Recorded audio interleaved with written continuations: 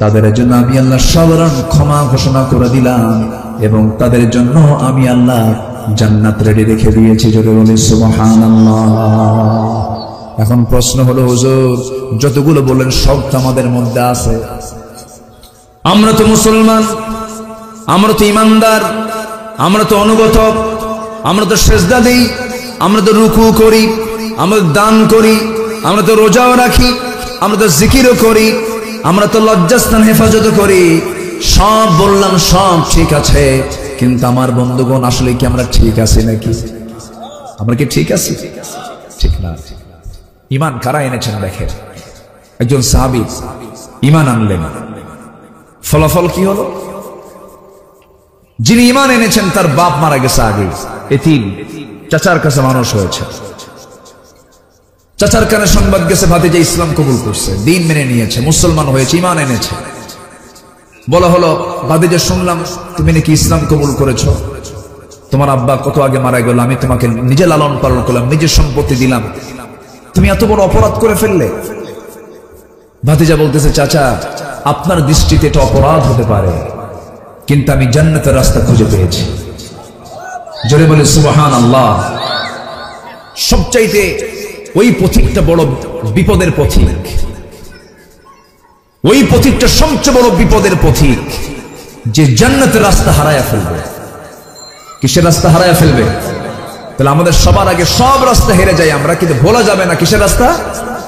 জান্নাতের রাস্তা। সে বড় বড় কপাল যে জান্নাতের রাস্তাটা হারায়া ফেলেছে। এই সাহাবী করলেন কি? চ্যালেঞ্জের সম্মুখীন হয়ে গেলেন। বলা হলো, তুই ইসলাম ছেড়ে দিবি, নচেত এই বাড়ি ছাড়বি। সঙ্গে সঙ্গে তিনি বললেন, বাড়ি ছেড়ে দেব, ইসলাম ছাড়বো না। চাচা প্রচন্ড ক্ষেপে গিয়ে থাপ্পড় মেরে জমিনে ফেলে দিয়েছে। সঙ্গে সঙ্গে বলল, তোর থেকে আমি জোর করে সম্পত্তি সব নিয়ে নেব। জবাবে এই ভাতিজা ইমানদার সাহাবী বলে ফেলতেছেন, চাচা জোর করবেন কেন? জোর করার দরকার নাই। আপনি যে আমাকে সম্পত্তির লোভ দেখাচ্ছেন, এগুলো আমার নেওয়ার প্রয়োজন নাই। আমি আপনাকে বিনা শর্তে সবকিছু আপনাকে আমি দিয়ে দিলাম, আপনি নিয়ে নেন, আমি ঈমান ছাড়তে পারবো না। চাচা খেপে গিয়ে রেগে গিয়ে জামার কলারটা টান মেরে ধরে ছিঁড়ে ফেলেছে জামা। এবার বলতেছে, তোর পায়জামাটাও খুলে ফেল, লুঙ্গিটাও খুলে ফেলেছে, উলঙ্গ করে ঘর থেকে বের করে দিয়েছে। আমার বন্ধুগণ, এই সাহাবী মার দরজার সামনে গিয়ে বলে, মা দরজা খুলে আমার দিকে তাকাবা না, আমি উলঙ্গ। আমার চাচা আমার শরীর থেকে লুঙ্গি পর্যন্ত খুলে নিয়েছে, আমাকে কোনো মতো সতর ঢাকার জন্য একটা চাদর দিয়ে দাও মা। একটা চাদর দিয়ে দেওয়া হলো। সেই চাদরটা পরে মাকে লক্ষ্য করে বলছে, মা আমি চললাম নবীর দরবারে, এই দুনিয়ার কোন দরবার আমার পছন্দ নয়, ঈমান এনেছি, ঈমানের উপর আমি টিকে থাকতে চাই, মা আমি চললাম মদিনার পানে। ওই সাহাবীর বাড়ি ছিল মক্কা এবং মদিনার ঠিক মাঝখান বরাবর। ওই সাহাবী শীতের রাতে রওনা দিয়েছেন, প্রচন্ড শীতকাল। আরবের দেশগুলোতে বছরে 2 মাস 1.5 মাস শীত থাকে, প্রচন্ড শীত থাকে। ঠান্ডার ভিতরে কোনো মতো সতরের কাপড়টা পেয়ে রওনা দিয়েছেন। নবীর বাড়ির কাছে গিয়ে পৌঁছেছেন, দরজার কাছে গিয়ে পৌঁছেছেন। দরজায় কড়া নাড়লেন, নবীজি দরজা খুললেন। খুলেই দেখেন সুন্দর যুবক একটা, কিন্তু গায়ে কোনো কাপড় চোপড় নেই, কোনো মতো সতর ঢাকানো। নবীজি কোনো কিছুই জিজ্ঞাসা করলেন না, ভিতরে চলে গেলেন। সুন্দর 2টা জুব্বা, আমার নবীজির ব্যবহৃত 2টা জুব্বা হাতে করে নিয়ে এসে বলছেন, ও বস্ত্রহীন যুবক, এই যে আমার জুব্বা দিলাম, জুব্বাটা তুমি গায়ে লাগাও। এরপরে রাসূল বললেন, ও যুবক আমি তোমাকে চিনি নাই, তুমি কে? আমি আব্দুল উজ্জা। কেন আব্দুল উজ্জা? কোনোদিন হতে পারে না, তুমি হলে আব্দুল্লাহ। হুজুর আমি ইসলাম কবুল করে নিয়েছি। হুজুর ইসলাম কবুল করার কারণে আমার বাড়ি থেকে আমার চাচারা সমস্ত সম্পত্তিগুলো সিজ করে আমাকে বাড়ি থেকে বের করে দিয়েছে। আমি বাড়ি থেকে বের হয়ে চলে এসেছি চিরতরে, সমস্ত সম্পত্তি দিয়ে এসেছি, কিন্তু আমি আমার ঈমানের দৌলত আমি হাতে সংরক্ষণ রেখেছি। নবীজি বুকের সঙ্গে জড়াইয়া ধরলেন, জড়িয়ে ধরে বলছেন, ও আমার প্রিয় সাহাবী আব্দুল্লাহ, তোর চাওয়া কি বল? এবার রাসূল বলছেন, তোমার কি চাওয়া বলো? সাহাবী বলছেন, হুজুর আপনি আমার জন্য দোয়া করুন, আপনার মন যা চায় আপনি বলেন। আমার নবীজি আকাশের দিকে তাকায় বলছেন, আরশের মালিক আমার এই প্রিয় সাহাবী আব্দুল্লাহর জান মাল তুমি কাফের বেঈমানদের জন্য হারাম করে দাও। এই কথা বলার সঙ্গে সঙ্গে সাহাবী হাওমাও করে কেঁদে কেঁদে বলে, হুজুর আমার গোটা জীবনের সাধনা হল আমি শহীদি মওত, আমি কামনা করি আমি শহীদ হয়ে আল্লাহর জান্নাতে চলে যাব। কিন্তু আপনি আমার জন্য এমন দোয়াটা করলেন কেন?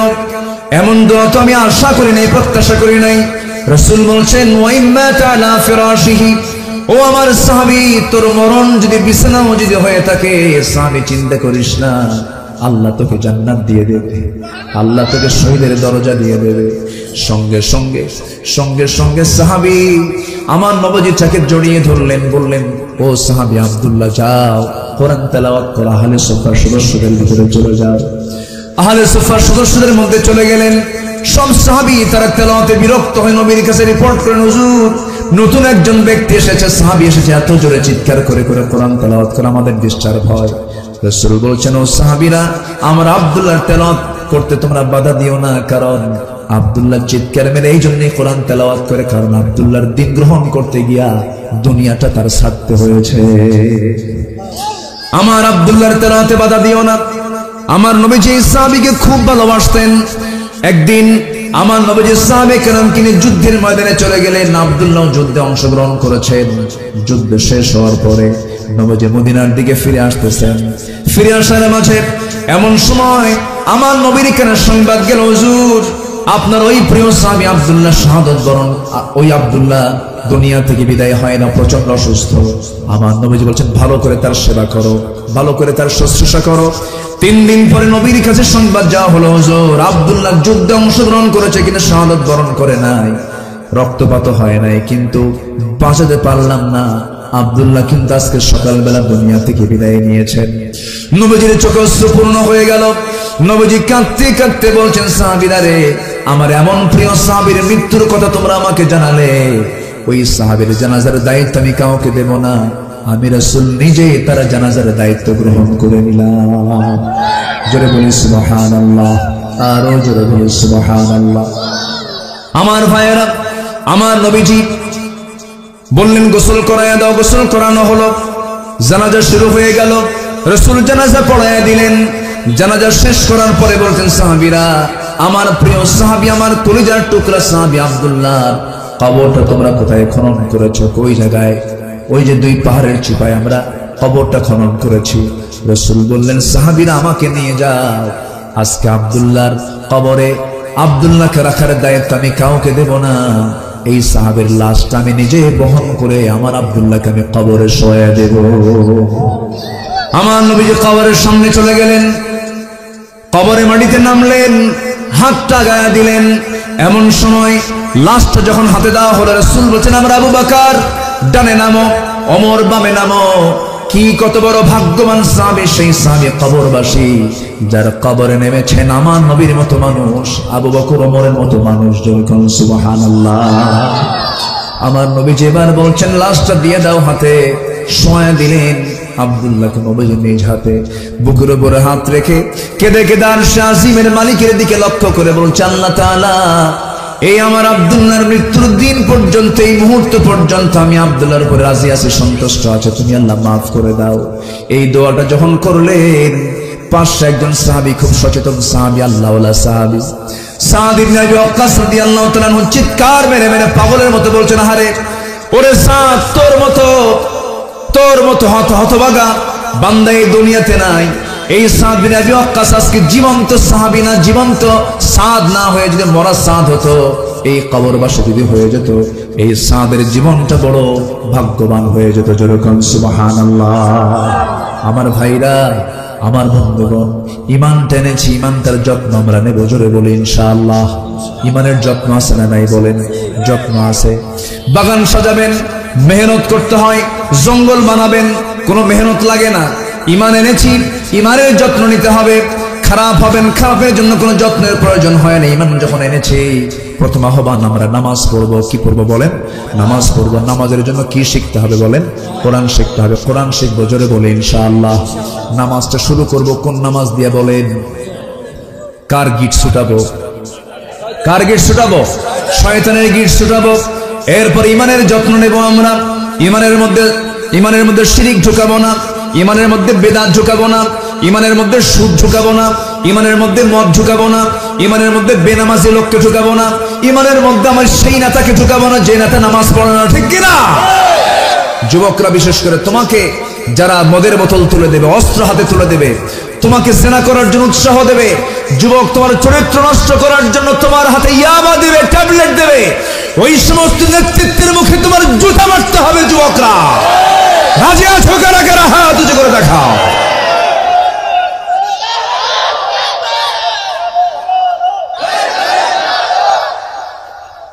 আল হাদিসের আলো, কোরআন সুন্নাহ যেখানে,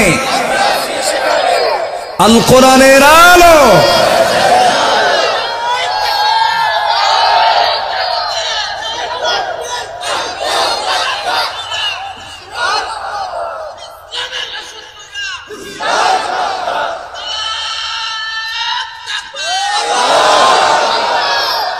আল্লাহ কবুল করুন, জোরে বলে আমিন।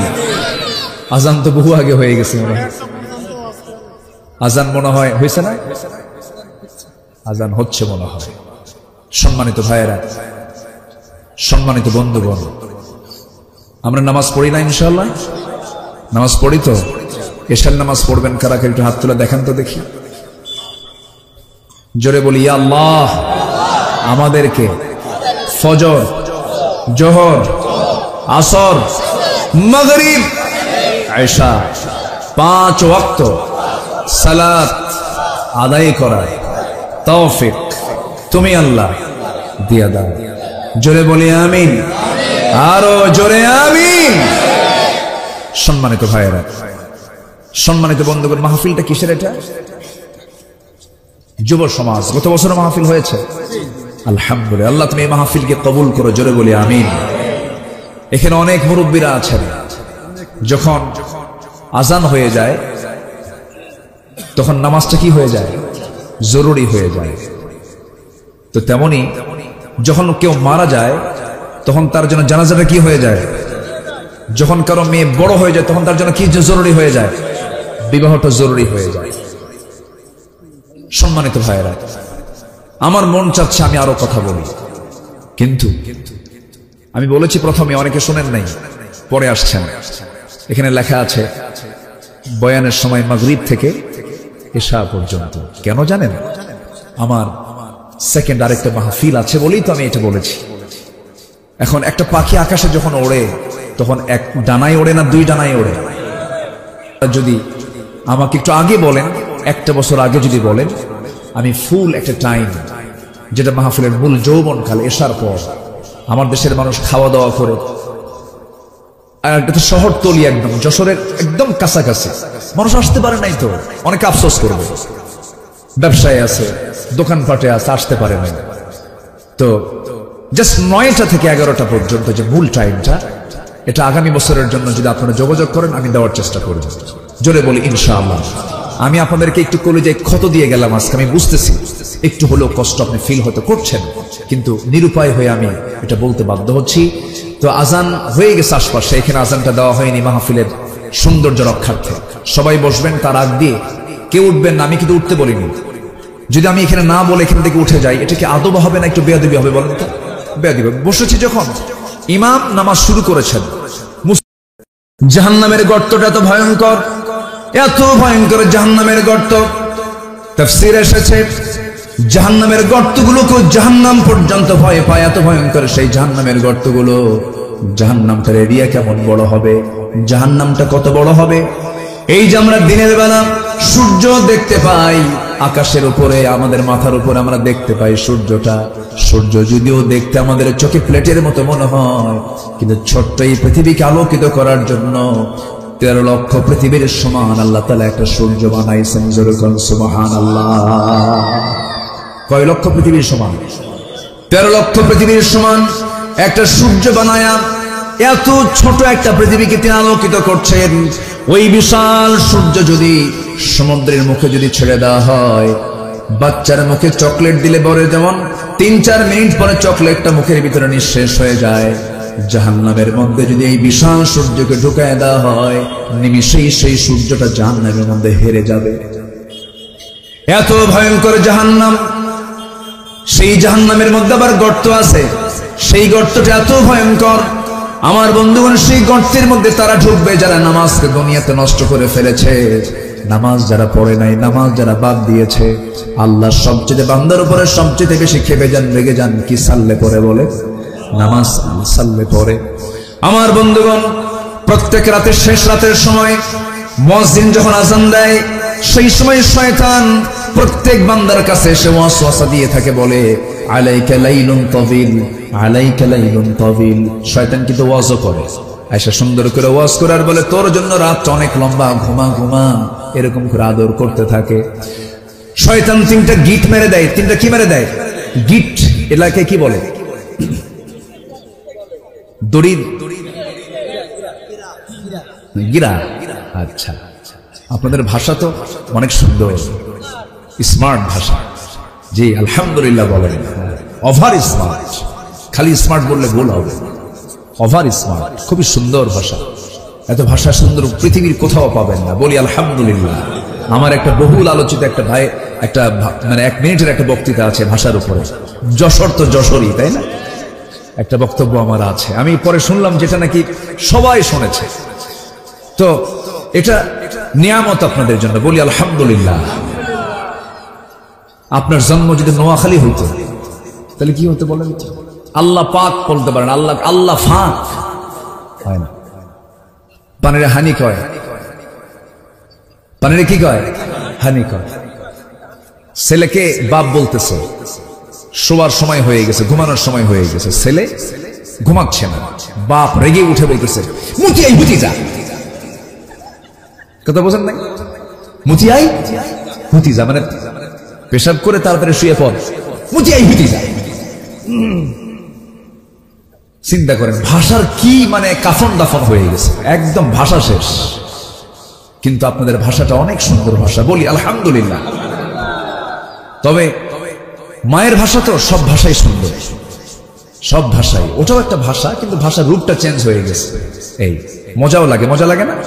মজাও লাগে। সম্মানিত ভাইয়েরা, তাহলে আমরা নামাজকে ছেড়ে দেব? শয়তান গিট মারে কয়টা? 3টা। শয়তান 3টা গিট মারে। এর মধ্যে একটা গিট হলো বান্দাকে নামাজ থেকে দূরে রাখার জন্য 3টা গিট মেরে রেখে দেয়। 1 নাম্বার গিট, যদি কোনো বান্দা ছোটাতে চায় শয়তানের, সঙ্গে সঙ্গে বান্দা যদি আলাইকা লাইলুন তাবিল, আলাইকা লাইলুন তাবিল এটাকে না মাথায় নিয়ে যদি সে গা ঝাড়া দিয়ে উঠে, গা ঝাড়া দিয়ে ওঠার সঙ্গে সঙ্গে শয়তানের একটা গিট খুলে যায়। বান্দা যখন ওযু বানায় আরেকটা গিট ছুটে যায়। আবার যখন বান্দা ওযু বানায় যখন নামাজে দাঁড়ায় গেল, সঙ্গে সঙ্গে 3টা গিট ছুটে গেল। সারাদিন পর্যন্ত ওই শয়তান আর ওই বান্দার কাছে সহজ আরাম পায় না। জোরে বলে সুবহানাল্লাহ। তাহলে শয়তান তাড়ানোর মূল সময় কখন বলেন? বলেন কোন সময়? এই জাতি সবচেয়ে ঘুম পারে কোন সময় বেশি? বুরিকা লি উম্মতি ফি বুকুরিহা। আমার রাসূল বলেছেন আমার উম্মতের বরকতময় সময় হলো ফজর। বরকতময় সময় কি? আর এই জাতি ঘুমায় কোন সময় বেশি? ফজর। সারা রাত কি করে? আল্লাহ কি রাতকে দিয়েছেন কাজের জন্য না ঘুমানোর জন্য? সারা রাত এখন কি করে জানেন? সবচেয়ে বড় খুব পরিশ্রম করে এটা নিয়ে, এটার কাজ খুব বেশি, এত মেহনত। বউ চলে গেল আপত্তি নেই। অনেকদিন আগে একটা ছেলে মোবাইল হারায় ফেলেছে, আমারে বলে হুজুর মোবাইল হারায় তুমি বিধবা হয়ে গেল। বোঝেন নাই? মানে এত আসক্তি, কত যে সময় নষ্ট হয় এই প্রযুক্তির পিছনে, কত সময় নষ্ট হয়, কত জিকির করা যেত, কত কাজ করা যেত, কোনো কাজ নাই, বেহুদা সময়টা নষ্ট হয়ে যায়। এই পৃথিবীতে আল্লাহ তাআলা সবচেয়ে দামি জিনিস দিয়েছেন, একটা সূরা নাজিল করেছেন, সেই সূরার নাম হলো সূরাতুল আসর, সময়ের সূরা। কিসের সূরা বলেন? সময়, দ্য টাইম।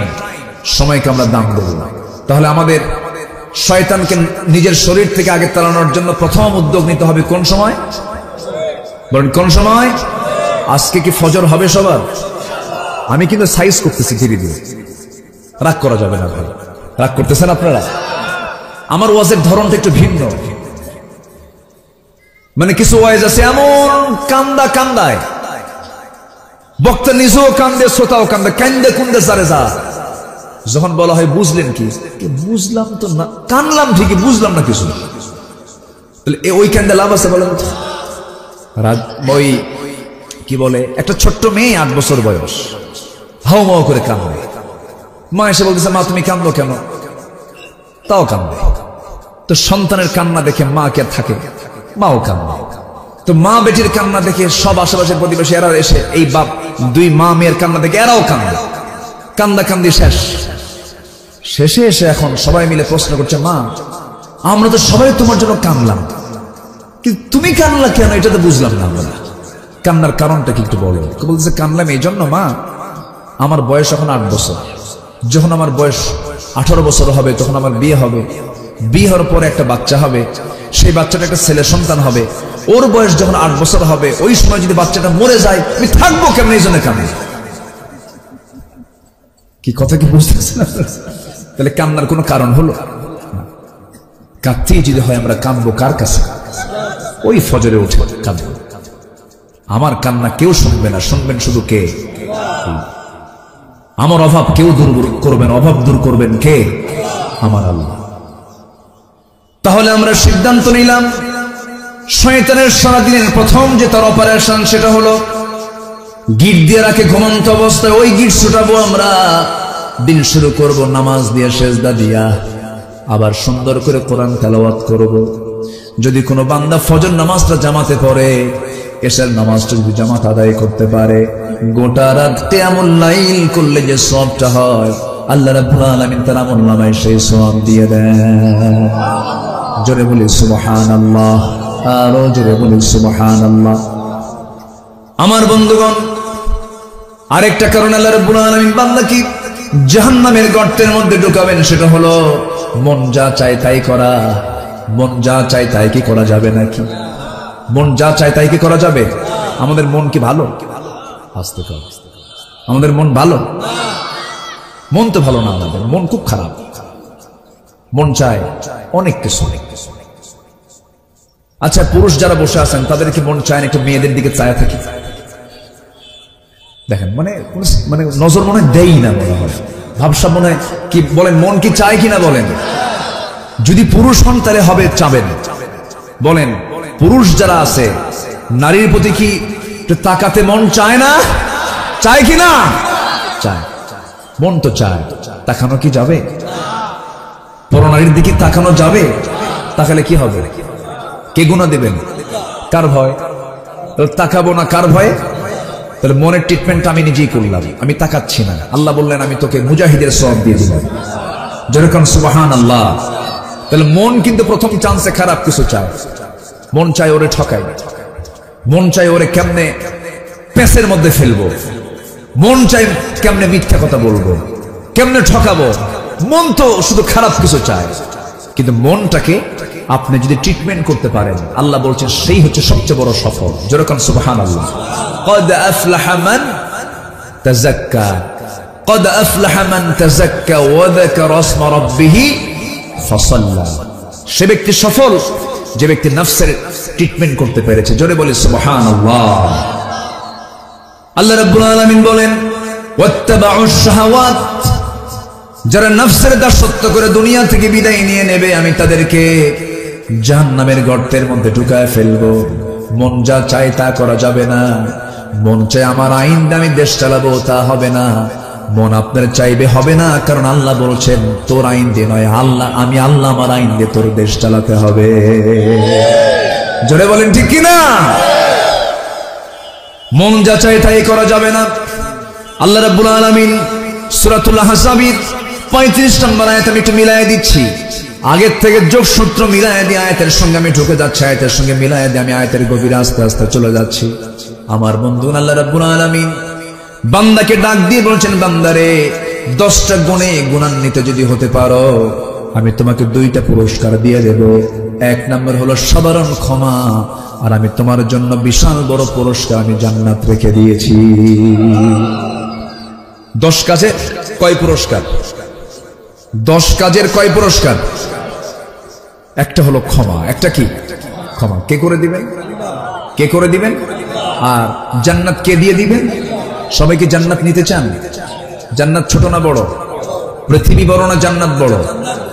সর্বনিম্ন জান্নাত হলো 10টা পৃথিবীর মতো একটা জান্নাত। কয়টা পৃথিবী বলেন? ছোটখাটো হয়ে গেল মনে হয়। আমি আগে চিন্তা করতাম, হানিফ ভাই, চেয়ারম্যান ভাই, আমি আগে চিন্তা করতাম, চেয়ারম্যান ভাই, আমি আগে চিন্তা করতাম, ছোটবেলা ওয়াজ শুনতাম তো, আগে তো এত বুঝিনি। আব্বাকে বলতাম, আব্বা এই যে বক্তা যে ওয়াজ করতেছে, একটা লোককে সর্বনিম্ন 10টা পৃথিবীর মতো একটা জান্নাত দেওয়া হবে, এত জায়গা কই? এটা ব্রেনে খেলতো না। এত জায়গা আল্লাহ কোথায় রাখছে? এই জনে জনে, তাও নিম্ন জান্নাত হলো 10টা পৃথিবীর মতো একটা জান্নাত, এত জায়গা কোথায়? পরে একটু আকাশ নিয়ে, আল্লাহ তাআলা তো আকাশ নিয়ে গবেষণা করতে বলেছেন, সমুদ্র নিয়ে গবেষণা করতে বলেছেন। তো আকাশের দিকে তাকায় দেখি আল্লাহ আরো মানে 10টা পৃথিবী আরো কম মনে হচ্ছে আমার কাছে। আল্লাহু আকবার বলে, এত জায়গা আল্লাহর আছে। কেমন করে দেখেন, আমরা যেখানে বসে আছি এখান থেকে সূর্য যে আমরা দেখতে পাই, সূর্য কি আসলেই এরকম দূরে না আরো দূরে? এই সূর্য যদি এত বড় হয় পৃথিবী থেকে 13 লক্ষ গুণ, তা অনুমান আন্দাজ। তারকাগুলো যে ওই তারার কি বলে চাঁদের পিছনে যে তারকাগুলো রাতের বেলা দেখি, ওগুলো কি জোনাকির মতো ছোট ছোট? এক একটা তারকা আছে, ব্যাটেল জুইস একটা তারকা আছে, যে তারকা সূর্যের চাইতে 33 কোটি গুণ বড়। কয়টা তারা? তারা কি একটা? অসংখ্য অসংখ্য তারকা। এক একটা গ্যালাক্সির ভিতরে 50 বিলিয়ন করে তারকা আছে। এক একটা গ্যালাক্সি 50 বিলিয়ন, মিলিয়ন না, 50 বিলিয়ন তারকা আছে এক একটা গ্যালাক্সির ভিতরে। আল্লাহু আকবার বলো। এই যে Betelgeuse, supernova, Ardra, Proxima Centauri, এই যে তারকাগুলো মহাশূন্য আল্লাহ রাব্বুল আলামিন ঝুলায় রেখেছেন, পরিভ্রমণ করাচ্ছেন। এক একটা তারকা কত বড়! মানুষ চাঁদের দেশে গেল, মানুষ চাঁদ দেখে আসছি, মঙ্গল গ্রহ দেখে আসছি, কিন্তু মানুষ তো ওই তারকার দেশ দেখতে পারে নাই। যদি কোনো মানুষ চিন্তা করে চাঁদ দেখলাম, মঙ্গল গ্রহ দেখলাম, তারকার দেশ দেখতে যাব, পৃথিবী থেকে সবচেয়ে নিকটবর্তী তারকার দেশ হলো প্রক্সিমা সেন্ট্রাই। এই প্রক্সিমা সেন্ট্রাই যদি কেউ যেতে চায়, এই দুনিয়ার কোন বিমান দিয়ে, কপ্টার দিয়ে, কোন যানবাহন দিয়ে হবে না। চেষ্টা করা যেতে পারে হয়তো নভোযান দিয়ে। অ্যাপোলো 11 নামে একটা নভোযান আছে, সে অ্যাপোলো 11টা তার গতি হলো ঘন্টায় 39,000 কিলোমিটার। 39,000 কিলোমিটারের বেগে যদি রওনা দিয়ে দেয়, সেই অ্যাপোলো 11 রওনা দিল দুনিয়া থেকে পৃথিবীর সবচেয়ে নিকটবর্তী তারকার দেশে যেতে তার সময় লেগে যাবে 1,15,000 বছর মাত্র। যাবেন কারা কারা? হাত তুলে। যাবেন? কোন দিন যাবেন? যাবেন তো, যেতে তো হবে, আমাদের যেতে হবে না? আল্লাহ তাআলা বলছেন, আমি তোর জন্য জান্নাতের দরজা খুলে দেব আকাশের দরজা খোলার পরে। যেরকম সুবহানাল্লাহ, লা তুফাত্তাহু লাহুম আবওয়াবুস সামা। কাফিরদের জন্য আকাশের দরজাই খোলা হবে না, আর ঈমানদারদের জন্য আকাশের দরজা খুলে আল্লাহর আরশ আজিমের পাশে জান্নাত দিয়ে দিবেন আল্লাহ তাআলা। কোন বিমানে চড়বেন? কার বিমান? বলেন কার বিমান? সেই বিমানের গতি হবে মনের গতি। কিসের গতি বলেন? মনের গতির চেয়ে বড় গতি কিছু আছে? মনের গতি। মনের গতিতে চলে যাবেন। আল্লাহু আকবার বলেন। তাহলে এখন বলেন তো, জায়গা আছে? আসতে তো জায়গা আছে কিনা বলেন? এতে এক দুনিয়া, এক মহাশূন্যের কথা বললাম। আকাশ কি একটা না 7টা? 7টা আকাশ, 7 সামাওয়াত, 7টা আকাশ। এক একটা আকাশ, এটাই সবচেয়ে ছোট, উপরে আরো বড়। আল্লাহ তাআলা আরশ আজিম হলো 7 আকাশের উপরে। সুবহানাল্লাহ বলবেন না? জোরে বলি সুবহানাল্লাহ। কিন্তু আল্লাহ বলেন কি জানেন? আল্লাহ বলেন, বান্দা তোর সবাই দূরে, আমি তোর কাছে। জোরে বলি সুবহানাল্লাহ। আমার সবচেয়ে কাছে কে? ওয়া নাহনু আকরাবু ইলাইহি মিন হাবলিল ওয়ারিদ। সবচেয়ে কাছে। কিন্তু আমার আল্লাহ তাআলা আরশ আজিমের সমাসীন আছেন, সর্ব জায়গায় বিরাজমান, ওয়াহদাতুল ওয়ুজুদ। আমি সমস্ত বিষয় নিয়ে তর্ক বিতর্কে যাই না কখনো। আমি মাসলা মাসাইল নিয়ে আমি কখনো এরকম আউটডোরে কোনো কথা বলে ট্রল হোক, গন্ডগোল লাগো, কালেম আলেম ক্যাসাল লাগো, এগুলো আমি চাই না। তবে ওয়াহদাতুল ওজুদ, আল্লাহ সব জায়গায় বিরাজমান, এই ব্যাপারে অধিকাংশ আলেম ওলামা একমত নন। কারণ আল্লাহ তাআলা স্পষ্ট জানিয়ে দিচ্ছেন আমি আল্লাহ কোথায়, আর রহমানু আলাল আরশি ইস্তাওয়া, আমার আল্লাহ তাআলা আরশ আজিমে সমাসীন আছেন। জোরে কোন সুবহানাল্লাহ। টয়লেট নাই, টয়লেট, আল্লাহ টয়লেটে থাকে? আমার বন্ধুগণ একটু কান লাগাবেন, আমি গভীরে যাব না, শুধু এতটুকু বলবো, আমার বন্ধুগণ সে আল্লাহ তাআলা আরশ আজিমে আছেন, কিন্তু আমি কি করি, আপনি কি করেন? দিনের আলোতে, রাতের আধারে কেউ না জানলেও আমার আল্লাহর ইলমটা জেনে যায়, সব তিনি বুঝে নেন। আমার বন্ধুগণ আজকের এই প্রযুক্তির যুগে আরো সহজ হয়ে গেছে। আপনার মোবাইলে টাকার দরকার, আপনি একটা নক দিলেন, চাপ দিলেন, সব হিস্ট্রি আপনার মধ্যে চলে আসলো। আজকের এই প্রযুক্তির যুগে অনেক কিছুই সম্ভব। আমার আল্লাহর ফেরেশতা আছে না নাই? আসতে বলবেন না, আছে না নাই? সব তারা অটো রেকর্ড করছে। আগে হুজুররা ওয়াজ করতো, যখন যে আমলনামা ডান হাতে দেওয়া হবে, বাম হাতে দেওয়া হবে, নাস্তিকরা বলতো হুজুররা কি কয়, এতগুলো খাতা নিয়ে চলবে কেমনে? এখন উত্তর দিবি না? এখন উত্তর দে। এখন তার আমল নামার তো আর খাতা লাগে না, এখন কি লাগে? সব মেমোরি। সব কি মেমোরি? 50 কেন, 50টা ঘরের মধ্যে যে কাগজপাতি আছে, যে হিসাব আছে, একটা মেমোরির মধ্যে তার চেয়ে বেশি থেকে যায়। এখন তার কেউ প্রশ্ন করেন, আল্লাহ তাআলা ঝুলাই দিবেন, আমলনামা ঝুলাই দিবেন প্রত্যেক বান্দার কাঁধে, বুকে, অথবা ডান হাতে বাম হাতে ঝুলাই দিয়ে বলবেন, ইকরা কিতাবাকা কাফা বিনাফসিকাল ইয়াওমা আলাইকা হাসিবা। পাঠ করো তোমার আমলনামা, ল্যাপটপ অন কর, তোর পার্সোনাল ল্যাপটপ অন কর, দেখ জন্ম থেকে মৃত্যু পর্যন্ত তুই কোন ওয়াকাম কুকাম গুলো করছিস, দেখ সম্ভব কিনা। জনজনে আল্লাহ তাআলা দিতে পারবেন কিনা? মানুষের সামান্য ব্রেন দিয়ে যদি করা যায়, আল্লাহ কি করতে পারেন না? ইউরোপ আমেরিকার দিকে যান, ইউরোপ আমেরিকায় ক্রাইম নাই কেন? ওরা কি মানুষ ভালো ভাবতে চায় না? যে আমেরিকা ইরাকের 7.5 লক্ষ মানুষকে মেরে শেষ করে দিল, দ্বিতীয় বিশ্বযুদ্ধ কারা ঘটাইছে, প্রথম বিশ্বযুদ্ধ কারা ঘটাইছে, আজকে রাশিয়া ইউক্রেন যুদ্ধ লাগাচ্ছে কারা? এই সমস্ত সন্ত্রাসী কর্মকাণ্ডের সাথে মুসলমানদের কোনো সম্পর্ক নাই। তারা কি ভালো? কে বলছে ভালো? কে বলেছে ভালো? প্রযুক্তির কারণে তারা সবকিছুকে অনলাইনের মধ্যে নিয়ে আসছে, সব জায়গায় সিসি ক্যামেরা লাগানো আছে, আকাম কুকাম করার সুযোগ তারা রাখেনি। তাদের জোরালো প্রযুক্তিকে ইউজ করার কারণে তারা ভালো হতে বাধ্য। কথা বোঝেন নাই? কিন্তু আমরা ভালো হব প্রযুক্তি দিয়া না আল্লাহর ভয়ে? আমরা ভালো হব কার ভয়ে? আসতে বলবেন না, কার ভয়ে? আমেরিকা কিসের মডেল আমাদের বলেন? ইউরোপ আমাদের কিসের মডেল? যে দেশে পুরুষ পুরুষকে বিয়ে করে, পুরুষ পুরুষকে বিয়ে করে, নারী নারীতে আসক্ত হয়, যা কুত্তা বিলাইয়ের মধ্যেও নাই, কুকুরে এত জঘন্য না। সমকামিতাকে প্রমোট করা হচ্ছে আমার দেশে। আবার ওইদিকে ঋষি সোনাক অবশ্য বলেছেন, ইংল্যান্ডের যিনি ব্রিটেনের প্রধানমন্ত্রী, তিনি বলেছেন, a man is a man, a woman is a woman, that's just a common sense. একটা পুরুষ একটা পুরুষ, একটা নারী একটা নারী, এটা বোঝার জন্য বুদ্ধিজীবী হওয়া লাগে না, কমন সেন্সই যথেষ্ট। কথা বোঝেন নাই?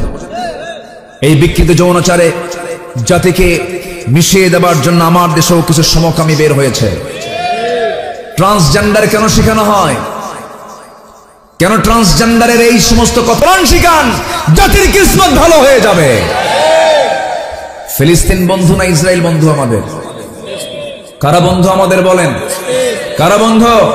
ক্লাস 10-এর সিলেবাসে কেন ফিলিস্তিনের মানচিত্র না দেখায়, কেন ইসরায়েলের মানচিত্র দেখানো হয়? ইসরায়েল কি বৈধ না অবৈধ? ওরা কি বৈধ না অবৈধ? ভাড়াটিয়া কখনো বাড়িওয়ালা হয়? ওরা ছিল ভাড়াটিয়া, এখন হয়ে গেছে কি বাড়িওয়ালা। অনেক কথা তো ছিল, শর্ট করে আমাকে বলতে হচ্ছে। তাহলে আমাদের শত্রু চেনার দরকার আছে না নাই? যারা সমকামিতাকে প্রমোট করে, যারা পাপকে প্রমোট করে, যারা মদের বোতল নিয়ে বসে থাকে, যারা জেনার কারবারে উৎসাহ দেয়, যারা কাম কুকাম করে বেড়ায়, যারা নামাজ পড়ে না, তারা কি আমার বন্ধু হতে পারে? মদ খায় কারা বলেন? আমাদের দেশে তো মদ খায় না, মদ বানানো হয় না। খুলনা ডিভিশনে মদের ফ্যাক্টরিও আছে, কেরুয়ান কম দর্শনা চুয়াডাঙ্গা। গত বছর মাশাআল্লাহ মদ বিক্রি করে কয়েক কোটি টাকা লাভ হয়েছে, আলহামদুলিল্লাহ। আলহামদুলিল্লাহ খান নাই ও নাউজুবিল্লাহ কইছেন? আচ্ছা ঠিক আছে। মদের বোতল কিন্তু বিক্রি হয়, মদ বেচে আবার খায়। এরা আবার রমজান আসলে পরে ওমরায় যায়, সারা বছর মদের কারবার করে মদ খায়, আবার কোথায় যায়? ওমরায়। টাকা পয়সা আছে তো, বোঝেন না? যায়া 30 দিন চিন্তা করে 11 মাস আকাম কুকাম করছে, আর এই 1 মাস কোন আকাম কুকাম করবো না, একেবারে শীত হয়ে পড়ে থাকবে আল্লাহর ঘরে। সবে কদর, কিয়ামুল লাইল, রোজা, 5 ওয়াক্ত একদম জামাতের সাথে নামাজ। মনে মনে চিন্তা করে যে যেহেতু এখানকার 1 রাকাত সাধারণ মসজিদের মানে 1 লক্ষ রাকাতের সওয়াব হবে এখানকার 1 রাকাত পড়লে, এত সওয়াব। 1 মাস একেবারে ভালো করে প্যাকেজটা নিয়ে চলে যাব, অন্তত 11 মাস যেন কাভার হয় 1 মাসের ইবাদত দিয়ে। কি কথা কি বুঝতেছেন আপনারা? আবার হুজুর একটা ভাড়া করে নিয়ে যায়, হুজুর এমন দোয়া দিবেন যেন দোয়ার ঠেলায় আমি জান্নাত পার হয়ে জাহান্নামে যাই। যা তুই জাহান্নাম। আসলো সারা মাস জিকির আজগার কইরা, ইহরাম টেহরামের কাপড় টাপড় পইরা, ইহরাম করে তোয়াফ টোয়াফ কইরা, সাইটাই করে, উমরা হজ কইরা, রমজান মাস কিয়ামুল লাইল করে, ইতিকাফ করে, দেশে এসে ঈদের দিন সন্ধ্যাবেলায় মদ 3 বোতল খায় শীত হয়ে পড়ে আছে। এরকম টাইপের কিছু লোক আছে না নাই? আসতে বলবেন না, আছে না নাই? এমন পাপী কি জান্নাত পাবে? এমন পাপী কি জান্নাত পাবে? আল্লাহ তাআলা আগে বলছেন, আগে পাপ ছাড়। আগে কি ছাড়? আপনার নফল নামাজ নাই, বড় কোনো ক্ষতির কারণ না। আপনার তাহাজ্জুদ মিস, বড় কোনো ক্ষতির কারণ না।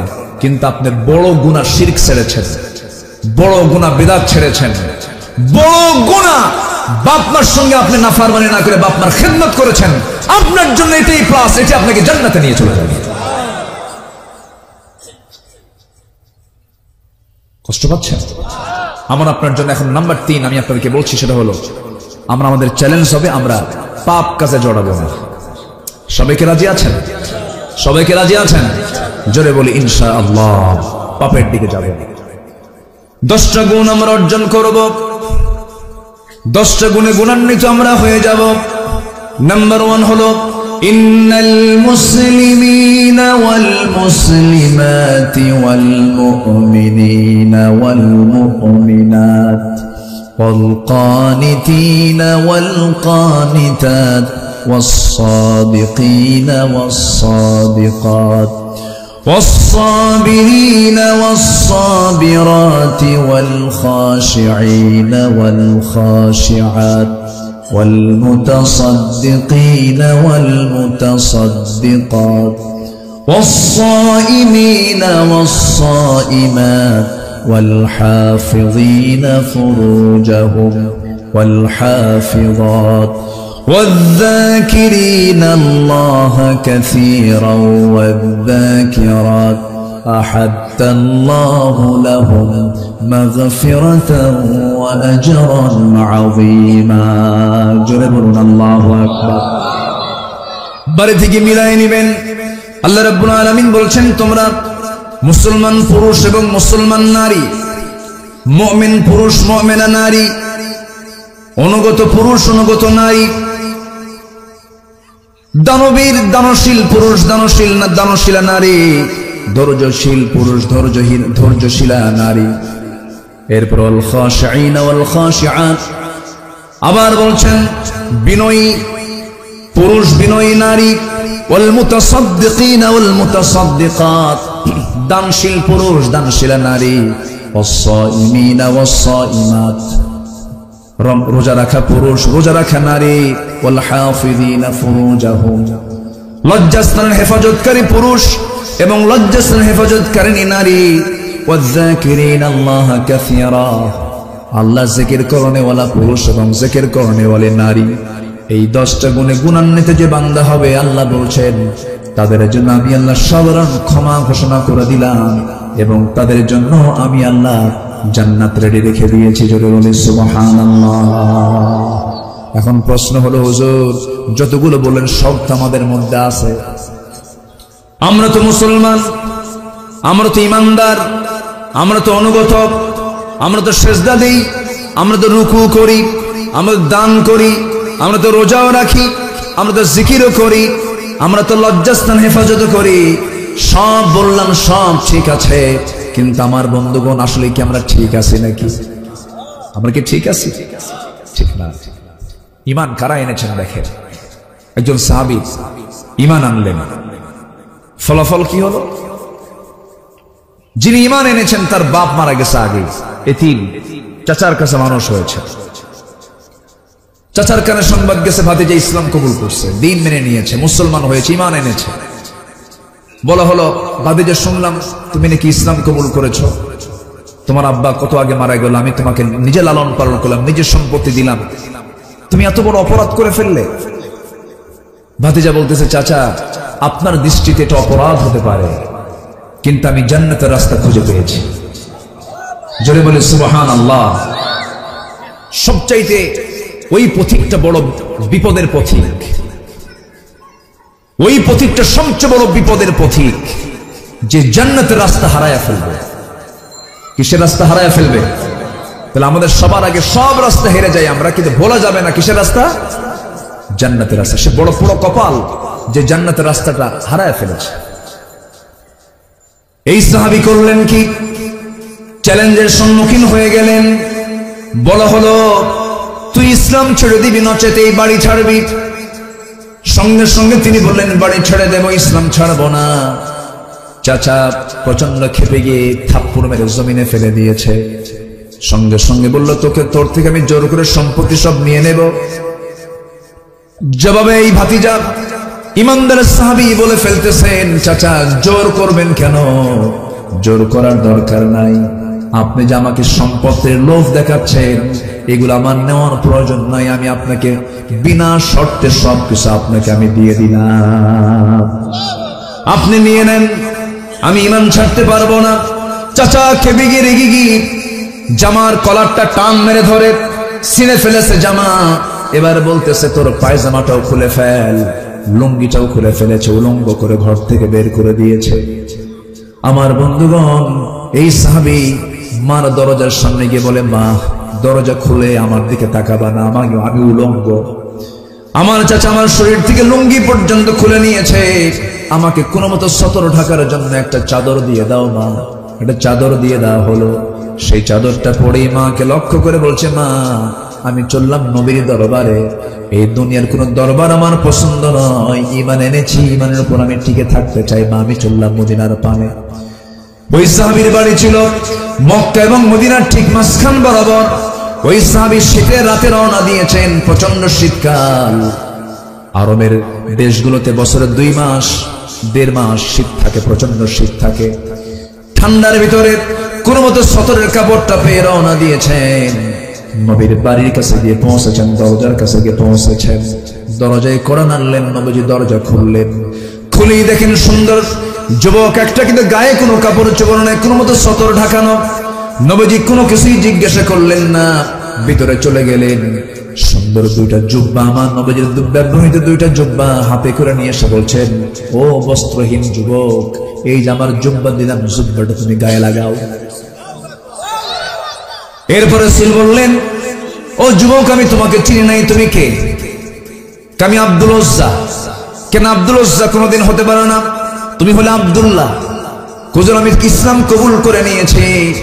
হুজুর ইসলাম কবুল করার কারণে আমার বাড়ি থেকে আমার চাচারা সমস্ত সম্পত্তিগুলো সিজ করে আমাকে বাড়ি থেকে বের করে দিয়েছে। আমি বাড়ি থেকে বের হয়ে চলে এসেছি চিরতরে, সমস্ত সম্পত্তি দিয়ে এসেছি, কিন্তু আমি আমার ঈমানের দৌলত আমি হাতে সংরক্ষণ রেখেছি। নবীজি বুকের সঙ্গে জড়াইয়া ধরলেন, জড়িয়ে ধরে বলছেন, ও আমার প্রিয় সাহাবী আব্দুল্লাহ, তোর চাওয়া কি বল? এবার রাসূল বলছেন, তোমার কি চাওয়া বলো? সাহাবী বলছেন, হুজুর আপনি আমার জন্য দোয়া করুন, আপনার মন যা চায় আপনি বলেন। আমার নবীজি আকাশের দিকে তাকায় বলছেন, আরশের মালিক, আমার এই প্রিয় সাহাবী আব্দুল্লাহর জান মাল তুমি কাফের বেঈমানদের জন্য হারাম করে দাও। এই কথা বলার সঙ্গে সঙ্গে সাহাবী হাওমাও করে কেঁদে কেঁদে বলে, হুজুর আমার গোটা জীবনের সাধনা হলো আমি শহীদি মওত, আমি কামনা করি আমি শহীদ হয়ে আল্লাহর জান্নাতে চলে যাব। কিন্তু আপনি আমার জন্য এমন দোয়াটা করলেন কেন? এমন দোয়া তো আমি আশা করি নাই, প্রত্যাশা করি নাই। রাসূল বলছেন ওয়াইম্মাত আলা ফিরাশিহি, ও আমার সাহাবী, তোর মরণ যদি বিছানাও যদি হয়ে থাকে, সাহাবী চিন্তা করিস না, আল্লাহ তোকে জান্নাত দিয়ে দেবে, আল্লাহ তোকে শহীদের দরজা দিয়ে দেবে। সঙ্গে সঙ্গে সঙ্গে সঙ্গে সাহাবী আমার নবীজিটাকে জড়িয়ে ধরলেন, বললেন ও সাহাবী আব্দুল্লাহ, যাও কোরআন তেলাওয়াত করো, আহলে সুফার সদস্যদের ভিতরে চলে যাও। আহলে সুফার সদস্যদের মধ্যে চলে গেলেন। সব সাহাবী তারা তেলাওয়াতে বিরক্ত হয়ে নবীর কাছে রিপোর্ট করেন, হুজুর নতুন একজন ব্যক্তি এসেছে, সাহাবী এসেছে, এত জোরে চিৎকার করে করে কোরআন তেলাওয়াত করে আমাদের ডিস্টার্ব হয়।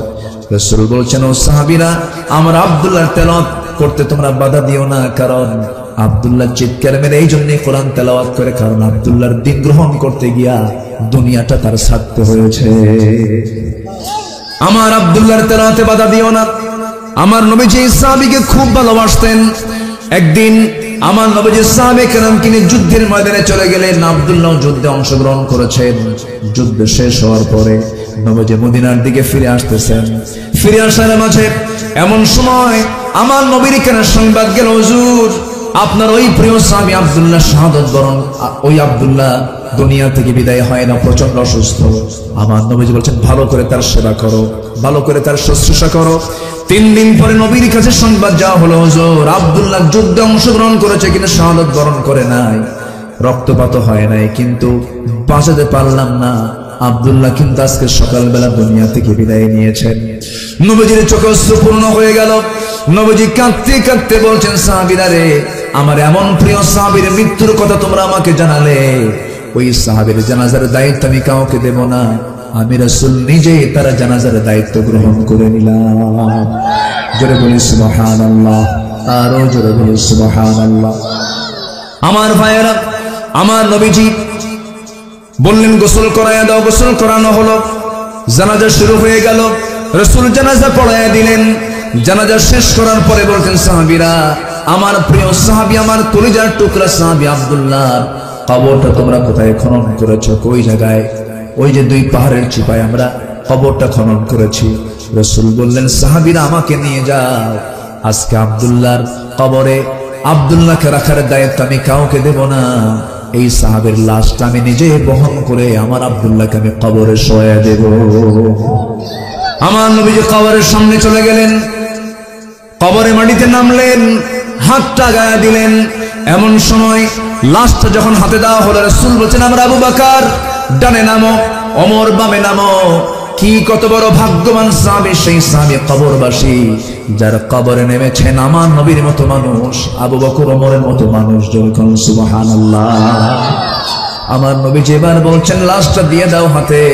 শোয়া দিলেন আব্দুল্লাহকে নবীজি নিজ হাতে, বুকের উপরে হাত রেখে কেঁদে কেঁদে আরশে আজিমের মালিকের দিকে লক্ষ্য করে বলছে, আল্লাহ তাআলা, এই আমার আব্দুল্লাহর মৃত্যুর দিন পর্যন্ত, এই মুহূর্ত পর্যন্ত আমি আব্দুল্লাহর উপরে রাজি আছি, সন্তুষ্ট আছে, তুমি আল্লাহ মাফ করে দাও। এই দোয়াটা যখন করলেন, পাশে একজন সাহাবী, খুব সচেতন সাহাবী, আল্লাহওয়ালা সাহাবী সাদ ইবনে আবি ওয়াক্কাস রাদিয়াল্লাহু তাআলা চিৎকার মেরে মেরে পাগলের মতো বলছেন, আরে ওরে সাদ, তোর মতো হতভাগা বান্দা এই দুনিয়াতে নাই।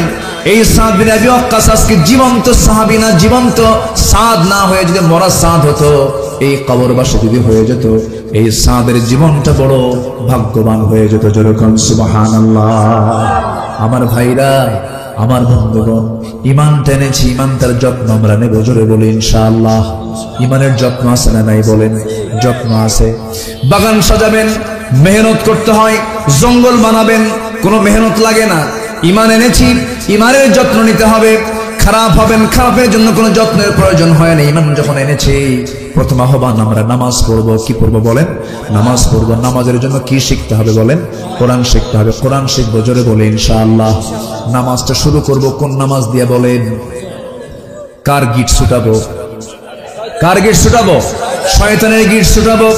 এরপর ইমানের যত্ন নেব আমরা।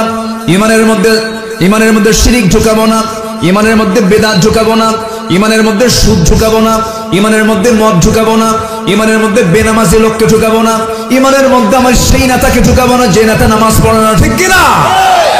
যুবকরা বিশেষ করে, তোমাকে যারা মদের বোতল তুলে দেবে, অস্ত্র হাতে তুলে দেবে, তোমাকে জেনা করার জন্য উৎসাহ দেবে, যুবক তোমার চরিত্র নষ্ট করার জন্য তোমার হাতে ইয়াবা দেবে, ট্যাবলেট দেবে, ওই সমস্ত নেতৃত্বের মুখে তোমার জুতা মারতে হবে। যুবকরা রাজি আছো কারা কারা? হাত উঁচু করে দেখাও।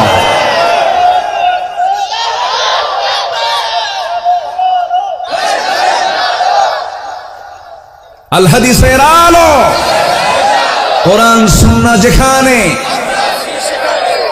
আল কোরআনের আলো।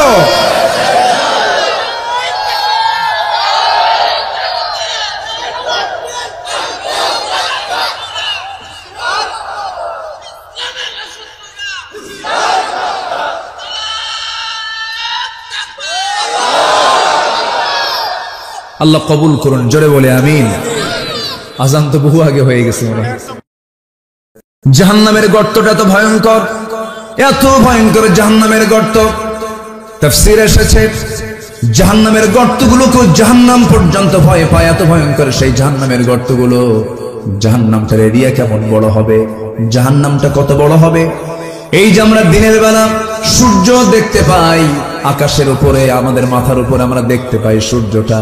সূর্য যদিও দেখতে আমাদের চোখে প্লেটের মতো মনে হয়, কিন্তু ছোট্ট এই পৃথিবীকে আলোকিত করার জন্য 13 লক্ষ পৃথিবীর সমান আল্লাহ তাআলা একটা সূর্য বানাইছেন। যেরকম সুবহানাল্লাহ। কয় লক্ষ পৃথিবীর সমান? 13 লক্ষ পৃথিবীর সমান একটা সূর্য বানায়া এত ছোট একটা পৃথিবীকে তিনি আলোকিত করছেন।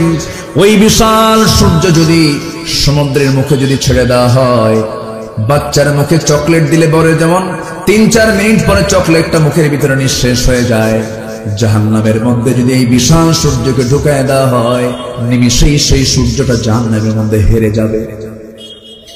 এত ভয়ঙ্কর জাহান্নাম। সেই জাহান্নামের মধ্যে আবার গর্ত আছে, সেই গর্তটা এত ভয়ঙ্কর। আমার বন্ধুগণ, সেই গর্তের মধ্যে তারা ঢুকবে যারা নামাজকে দুনিয়াতে নষ্ট করে ফেলেছে, নামাজ যারা পড়ে নাই, নামাজ যারা বাদ দিয়েছে। আল্লাহ সবচেয়ে বান্দার উপরে সবচেয়ে বেশি খেপে যান, রেগে যান কি? সাল্লে পড়ে বলে, নামাজ সাল্লে পড়ে। আমার বন্ধুগণ, প্রত্যেক রাতের শেষ রাতের সময় মুয়াজ্জিন যখন আযান দেয়, সেই সময় শয়তান প্রত্যেক বান্দার কাছে এসে ওয়াসওয়াসা দিয়ে থাকে, বলে আলাইকা লাইলুন তাবিল, আলাইকা লাইলুন তাবিল। শয়তান কিন্তু ওয়াজও করে, আয়েশা সুন্দর করে ওয়াজ করে আর বলে তোর জন্য রাতটা অনেক লম্বা, ঘুমা ঘুমা, এরকম করে আদর করতে থাকে। শয়তান 3টা গিট মেরে দেয়। 3টা কি মেরে দেয়? গিট। এলাকায় কি বলে? দড়ি, গিরা। আচ্ছা, আপনাদের ভাষা তো অনেক সুন্দর, স্মার্ট ভাষা। জি আলহামদুলিল্লাহ বলেন। ওভার স্মার্ট, খালি স্মার্ট বললে ভুল হবে, ওভার স্মার্ট। খুবই সুন্দর ভাষা। এত ভাষা সুন্দর পৃথিবীর কোথাও পাবেন না, বলি আলহামদুলিল্লাহ। আমার একটা বহুল আলোচিত একটা ভাই, একটা মানে 1 মিনিটের একটা বক্তৃতা আছে ভাষার উপরে। যশোর তো যশোরই, তাই না? একটা বক্তব্য আমার আছে, আমি পরে শুনলাম যেটা নাকি সবাই শুনেছে। তো এটা নিয়ামত আপনাদের জন্য, বলি আলহামদুলিল্লাহ। আপনার জন্ম যদি নোয়াখালী হইতো তাহলে কি হতো বলেন? আল্লাহ পাক বলতে পারেন, আল্লাহ আল্লাহ ফাক হয় না। পানিরে হানি কয়, পানিরে কি কয়? হানি কয়। ছেলেকে বাপ বলতেছে, শোয়ার সময় হয়ে গেছে, ঘুমানোর সময় হয়ে গেছে, ছেলে ঘুমাচ্ছে না, বাপ রেগে উঠে বলতেছে মুতিয়াই হুতি যা। কথা বোঝেন নাই? মুতিয়াই হুতি যা মানে পেশাব করে তারপরে শুয়ে পড়, মুতিয়াই হুতি যা। চিন্তা করেন ভাষার কি মানে কাফন দাফন হয়ে গেছে, একদম ভাষা শেষ। কিন্তু আপনাদের ভাষাটা অনেক সুন্দর ভাষা, বলি আলহামদুলিল্লাহ। তবে মায়ের ভাষা তো সব ভাষাই সুন্দর, সব ভাষাই। ওটাও একটা ভাষা, কিন্তু ভাষার রূপটা চেঞ্জ হয়ে গেছে। এই মজাও লাগে, মজা লাগে না? মজাও লাগে। সম্মানিত ভাইয়েরা, তাহলে আমরা নামাজকে ছেড়ে দেব? শয়তান গিট মারে কয়টা? 3টা। শয়তান 3টা গিট মারে। এর মধ্যে একটা গিট হলো বান্দাকে নামাজ থেকে দূরে রাখার জন্য 3টা গিট মেরে রেখে দেয়। 1 নাম্বার গিট যদি কোনো বান্দা ছুটাতে চায় শয়তানের, সঙ্গে সঙ্গে বান্দা যদি আলাইকা লাইলুন তাবিল, আলাইকা লাইলুন তাবিল, এটাকে না মাথায় নিয়ে যদি সে গা ঝাড়া দিয়ে ওঠে, গা ঝাড়া দিয়ে ওঠার সঙ্গে সঙ্গে শয়তানের একটা গিট খুলে যায়। বান্দা যখন ওযু বানায় আরেকটা গিট ছুটে যায়। আবার যখন বান্দা ওযু বানায় যখন নামাজে দাঁড়ায় গেল, সঙ্গে সঙ্গে তিনটা গিট ছুটে গেল। সারাদিন পর্যন্ত ওই শয়তান আর ওই বান্দার কাছে সহজে আরাম পায় না। জোরে বলে সুবহানাল্লাহ। তাহলে শয়তান তাড়ানোর মূল সময় কখন বলেন? বলেন কোন সময়? এই জাতি সবচেয়ে ঘুম পারে কোন সময় বেশি? বুরিকা লি উম্মতি ফি বুকুরিহা, আমার রাসূল বলেছেন আমার উম্মতের বরকতময় সময় হলো ফজর। বরকতময় সময় কি? আর এই জাতি ঘুমায় কোন সময় বেশি? ফজর। সারা রাত কি করে? আল্লাহ কি রাতকে দিয়েছেন কাজের জন্য না ঘুমানোর জন্য? সারা রাত এখন কি করে জানেন? সবচেয়ে বড় খুব পরিশ্রম করে এটা নিয়ে। এটার কাজ খুব বেশি, এত মেহনত। বউ চলে গেল আপত্তি নেই। অনেকদিন আগে একটা ছেলে মোবাইল হারায় ফেলেছে, আমাদের বলে হুজুর মোবাইল হারায় তুমি বিধবা হয়ে গেল। বুঝেন নাই? মানে এত আসক্তি, কত যে সময় নষ্ট হয় এই প্রযুক্তির পিছনে, কত সময় নষ্ট হয়, কত জিকির করা যেত, কত কাজ করা যেত, কোনো কাজ নাই, বেহুদা সময়টা নষ্ট হয়ে যায়। এই পৃথিবীতে আল্লাহ তাআলা সবচেয়ে দামি জিনিস দিয়েছেন, একটা সূরা নাজিল করেছেন, সেই সূরার নাম হলো সূরাতুল আসর, সময়ের সূরা। কিসের সূরা বলেন? সময়, দ্য টাইম। সময়কে আমরা দাম দেব। তাহলে আমাদের শয়তানকে নিজের শরীর থেকে আগে তাড়ানোর জন্য প্রথম উদ্যোগ নিতে হবে কোন সময়? বলেন কোন সময়? আজকে কি ফজর হবে সবার? আমি কিন্তু সাইজ করতেছি ধীরে ধীরে, রাগ করা যাবে না ভাই। রাগ করতেছেন আপনারা? আমার ওয়াজের ধরনটা একটু ভিন্ন। মানে কিছু ওয়াজ আছে এমন কান্দায়, বক্তা নিজেও কান্দে, শ্রোতাও কান্দে, কান্দে কুন্দে যারে যা। যখন বলা হয় বুঝলেন কি? বুঝলাম তো না, কানলাম ঠিকই, বুঝলাম না কিছু। তাহলে ওই কান্দে লাভ আছে বলেন? ওই কি বলে, একটা ছোট্ট মেয়ে 8 বছর বয়স, হাও মাও করে কান্দে।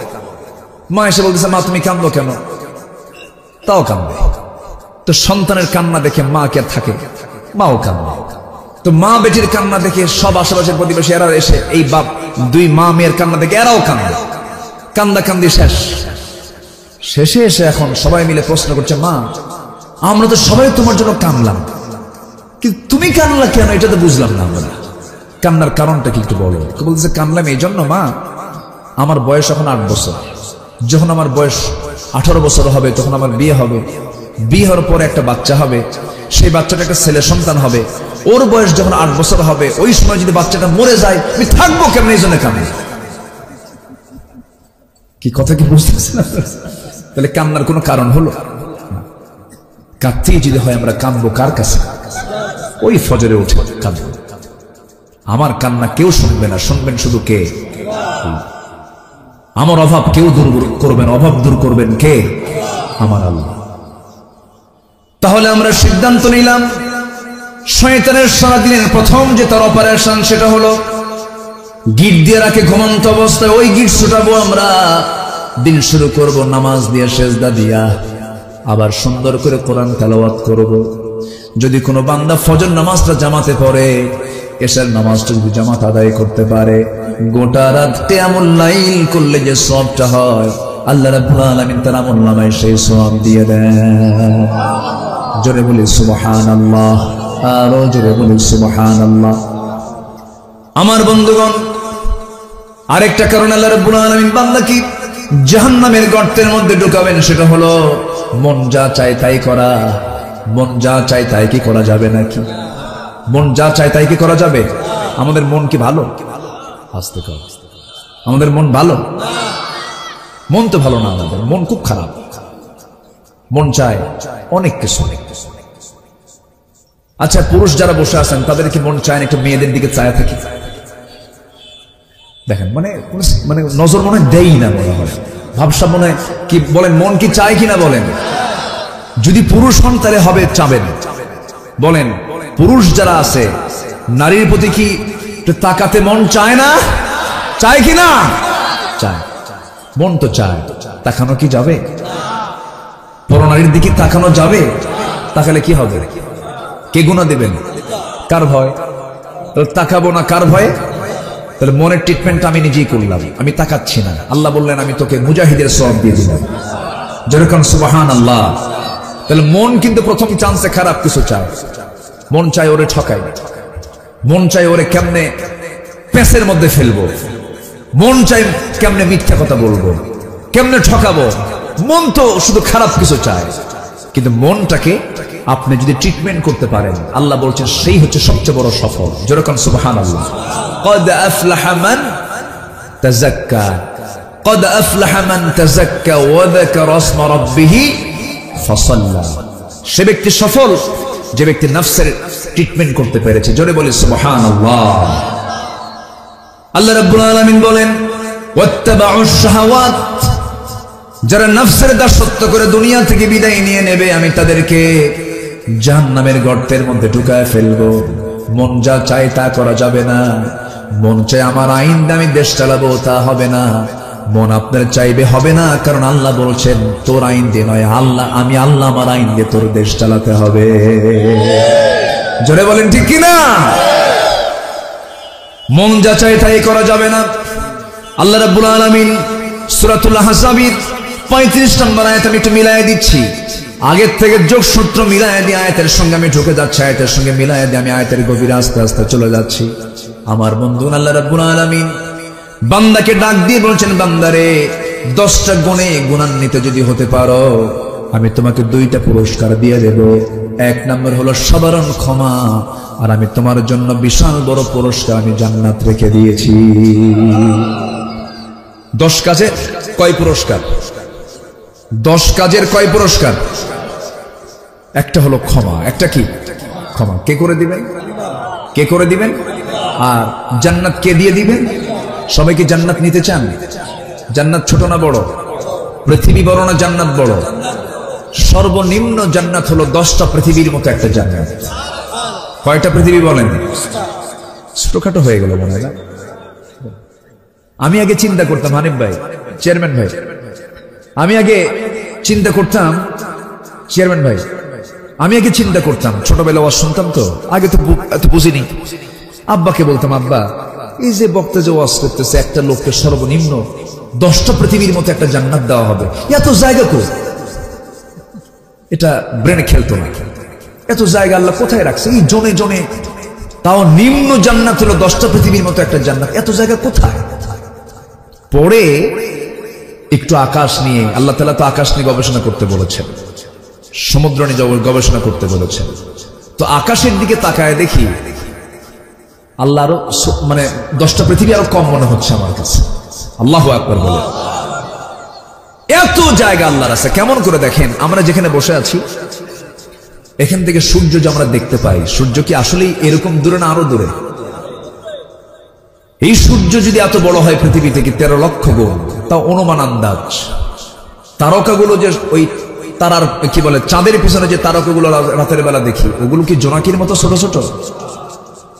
এক একটা তারকা আছে, ব্যাটেল জুইস একটা তারকা আছে, যে তারকা সূর্যের চাইতেও 33 কোটি গুণ বড়। কয়টা তারা? তারা কি একটা? অসংখ্য অসংখ্য তারকা। এক একটা গ্যালাক্সির ভিতরে 50 বিলিয়ন করে তারকা আছে। এক একটা গ্যালাক্সি 50 বিলিয়ন, মিলিয়ন না, 50 বিলিয়ন তারকা আছে এক একটা গ্যালাক্সির ভিতরে। আল্লাহু আকবার বলো। এই যে Betelgeuse, supernova, Ardra, Proxima Centauri, এই যে তারকাগুলো মহাশূন্য আল্লাহ রাব্বুল আলামিন ঝুলায় রেখেছেন, পরিভ্রমণ করাচ্ছেন। এক একটা তারকা কত বড়। মানুষ চাঁদের দেশে গেল, মানুষ চাঁদ দেখে আসছি, মঙ্গল গ্রহ দেখে আসছে, কিন্তু মানুষ তো ওই তারকার দেশ দেখতে পারে নাই। যদি কোনো মানুষ চিন্তা করে চাঁদ দেখলাম, মঙ্গল গ্রহ দেখলাম, তারকার দেশ দেখতে যাব, পৃথিবী থেকে সবচেয়ে নিকটবর্তী তারকার দেশ হলো প্রক্সিমা সেন্ট্রাই। এই প্রক্সিমা সেন্ট্রাই যদি কেউ যেতে চায়, এই দুনিয়ার কোনো বিমান দিয়ে, কপ্টার দিয়ে, কোনো যানবাহন দিয়ে হবে না। চেষ্টা করা যেতে পারে হয়তো নভোযান দিয়ে। অ্যাপোলো 11 নামে একটা নভোযান আছে, সে অ্যাপোলো 11টা তার গতি হলো ঘন্টায় 39,000 কিলোমিটার। 39,000 কিলোমিটারের বেগে যদি রওনা দিয়ে দেয়, সেই অ্যাপোলো 11 রওনা দিল দুনিয়া থেকে পৃথিবীর সবচেয়ে নিকটবর্তী তারকার দেশে যেতে তার সময় লেগে যাবে 1,15,000 বছর মাত্র। যাবেন কারা কারা? হাত তুলে। যাবেন? কোন দিন যাবেন? যাবেন তো, যেতে তো হবে, আমাদের যেতে হবে না? আল্লাহ তাআলা বলছেন, আমি তোর জন্য জান্নাতের দরজা খুলে দেব আকাশের দরজা খোলার পরে। যেরকম সুবহানাল্লাহ, লা তুফাত্তাহু লাহুম আবওয়াবুস সামা। কাফিরদের জন্য আকাশের দরজাই খোলা হবে না, আর ঈমানদারদের জন্য আকাশের দরজা খুলে আল্লাহর আরশ আজিমের পাশে জান্নাত দিয়ে দিবেন আল্লাহ তাআলা। কোন বিমানে চড়বেন? কার বিমান? বলেন কার বিমান? সেই বিমানের গতি হবে মনের গতি। কিসের গতি বলেন? মনের গতির চেয়ে বড় গতি কিছু আছে? মনের গতি। মনের গতিতে চলে যাবেন। আল্লাহু আকবার বলেন। তাহলে এখন বলেন তো, জায়গা আছে? আসতে কয় জায়গা আছে কিনা বলেন? এতে এক দুনিয়া, এক মহাশূন্যের কথা বললাম।